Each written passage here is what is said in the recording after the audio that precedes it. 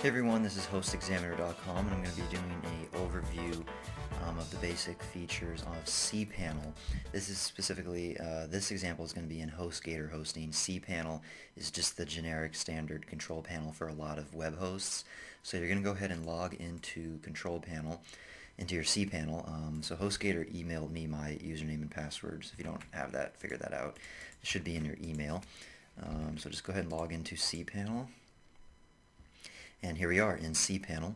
Now this specific one is for HostGator, like I said, but it's just the HostGator theme. It's pretty much all the same features no matter what host you use.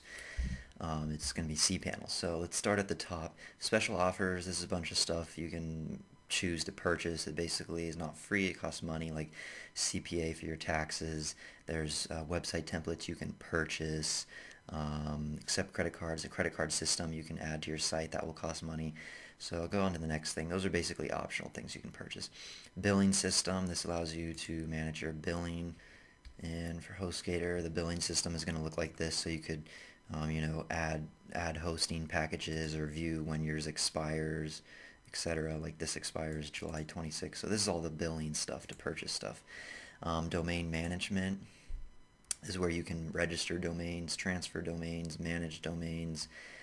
Transfers $7.95. You can purchase one. So that's domain management.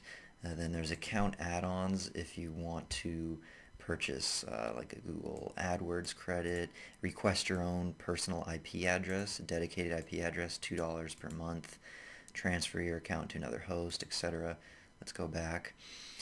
Website templates you can purchase, live chat. Change style is the style of this Cpanel, so you can see all these different styles. The current one is this HostGator style, but you can do a more basic one, race car one, whatever. I like this regular one from HostGator, I don't really mind. Update contact info, change password, I think you understand that. Email accounts is how you set up your own personal email address on your domain and access it through webmail or Gmail. This is a whole lengthy process, whole nother thing. So I'm going to have a video right here on the video. You can click on it here and I'll show a tutorial on how to set up your own email address, but for now I'm just going over it. So this is the email section. You can set up forwarders, autoresponders, but yeah, a definite must if you have your own hosting account and a domain name is set up your own personal email. So I suggest checking out that tutorial. SEO marketing, you can go through these. Most are free. They just, submit your site to Google search results and stuff like that. Backup wizard, let's go on that. You can back up your site, click backup, full backup, or just do it by directory. Let's do home directory. Then you would click down home directory and it would start the download. It's good to back up your files every, week or month or however often you want to. File manager, this is basically, okay, web root, I'll just do home directory, click home directory. This is like the main source of all your files on your server, your website. If you ever want to upload big files or download or modify something manually, this is like the hard drive of your whole site. This is where WordPress is going to be, your email accounts, everything is going to be here. Generally, you're not going to get into this much. Usually you use something called FTP, which is a separate program to access File Manager because it's a lot faster and easier, like FileZilla. But otherwise, if you want to do it manually through Cpanel, this is File Manager where you access all your files. But again, for beginners, you're not really going to need that for now. Logs, you can see the statistics of your site, like how many visitors you've had, how often, what pages, and it's pretty cool. So this gives you a lot of good information. I think it can even track where they're coming from, like if it's a Google link from the Google results or maybe another website had embedded your link. You can check out the bandwidth. So this gives you all different statistics on your visitors on your site. Security, like IP deny manager, you can put in an IP address of someone you want to block from accessing your site. So for instance, if someone is spamming your site through the contact form, usually contact forms will provide you their IP address. You can then put it here, click add, and it'll block them from ever being able to access your site. Yes, they could of course use another computer or change their IP address, but for the most part this will stop them. Down here, subdomains, if you want to add a subdomain. So basically my domain is 6testme123.com. This is just an example. I want a subdomain. Subdomain would be like blog dot your domain. So it would be a separate kind of site. So So instead of just going to 6testme123.com, it would be blog.6testme123.com. So you can add subdomains, so they're kind of like separate sites on the same domain. So that's how you add subdomains. And then add-on domains is adding new domains to the account. Depending on if your hosting plan allows you to host more than one domain. Park domain redirects, you can redirect your domain. If you don't want to have a site, you can just make it redirect to somewhere, or you can make a certain link, like if they type in your domain name.com/blog, it'll redirect them. Or you can have the entire domain redirect, or certain links redirect. So that's how you do that. MySQL database, that's databases we're generally not gonna need.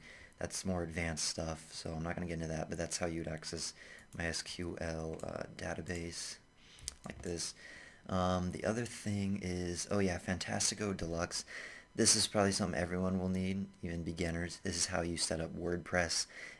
Click it. It's basically a third-party like software that allows you to install scripts for websites, for WordPress, for example. That's the most common one. So if you want to install WordPress, you'd go through Fantastico Deluxe, click WordPress, and start a new installation.